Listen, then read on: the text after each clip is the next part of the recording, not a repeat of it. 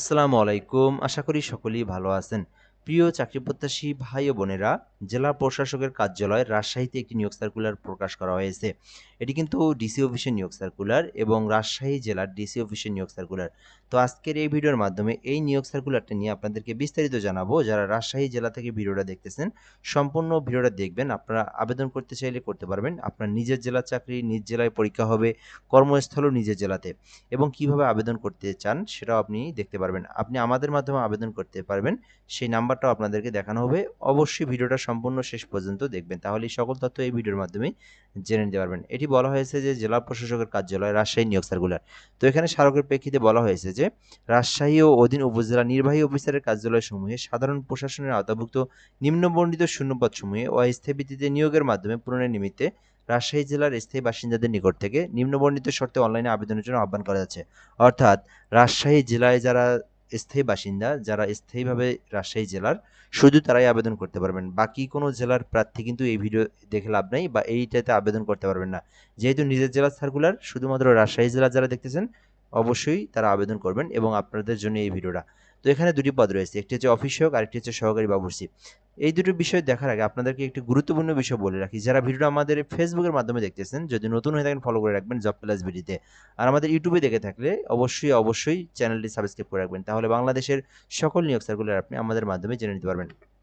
তো এখানে অফিস সহক পদ রয়েছে ৫টি, ২০তম গ্রেডে নিয়োগ দেওয়া হয়েছে। আবেদন করতে চাইলে করতে পারেন। এখানে শিক্ষাগত যোগ্যতা চাওয়া হয়েছে মাধ্যমিক স্কুল সার্টিফিকেট, শুধুমাত্র এসএসসি পাস।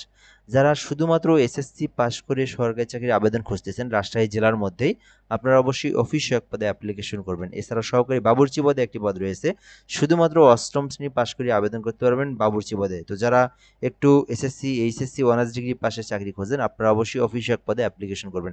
অ্যাপ্লিকেশন করতে অবশ্যই আপনাকে রাজশাহী জেলার স্থায়ী বাসিন্দা হতে হবে এবং ১৮ হতে ৩২ বছরের মধ্যে আপনার বয়সসীমা থাকতে হবে, তাহলে আপনি আবেদনটি করতে পারবেন। এবং এই আবেদনটি কিভাবে করবেন এই প্রসেসটা দেওয়া রয়েছে। এই আবেদনটি করার জন্য ৯ তারিখ থেকে ২৯ তারিখ পর্যন্ত সময় রয়েছে, এর মধ্যে আবেদন করা যাবে।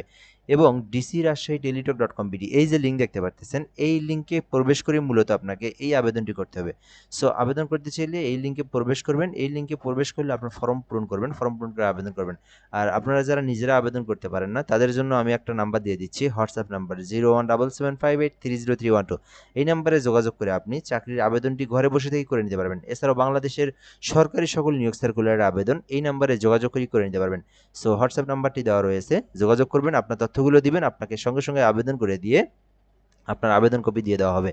সো পরবর্তী স্টেপ হচ্ছে আপনাদেরকে নিজেরা যারা আবেদন করবেন তাদের জন্য প্রসেসটা হচ্ছে আবেদন করবেন, আবেদন করার পরে সরকারি ফি জমা দিতে হবে।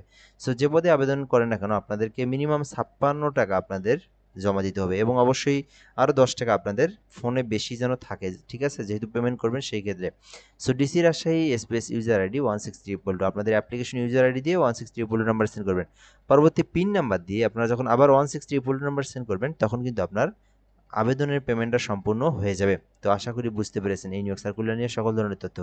তো যারা আবেদন করতে চাচ্ছেন যা সেই জেলা থেকে, অবশ্যই আপনারা এই আবেদনটা যে সময়সীমা রয়েছে ২৯শে জুলাই, এর আগে আপনাদেরকে করতে হবে।